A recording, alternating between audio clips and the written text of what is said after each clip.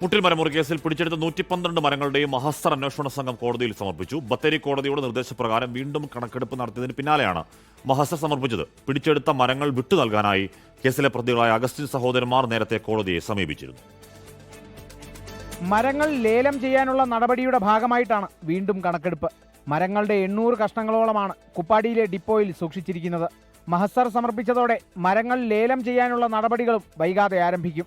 പിടിച്ചെടുത്ത മരങ്ങൾ തങ്ങളുടേതാണെന്ന അവകാശവാദമുയർത്തി കേസിലെ പ്രതികളായ Roji Augustine, Josekutty Augustine, Anto Augustine എന്നിവർ കോടതിയെ സമീപിച്ചിരുന്നു. പ്രതികൾക്ക് തിരിച്ചടിയാകുന്ന വിധം പരാമർശങ്ങളോടെ അപ്പീൽ തള്ളിയിരുന്നു കോടതി.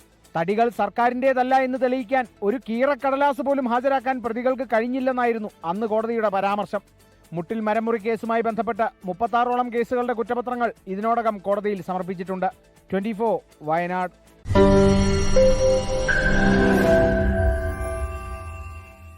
ലോകത്തെവിടെയായാലും ഏത് സമയത്തും 24 വാർത്തകളും ഓഗ്മെന്റഡ് റിയാലിറ്റി പാക്കേജുകളും എക്സ്പ്ലെയിനറുകളും വിശദമായി കാണാൻ ഞങ്ങളുടെ യൂട്യൂബ് ചാനൽ നിങ്ങൾക്ക് സബ്സ്ക്രൈബ് ചെയ്യാം.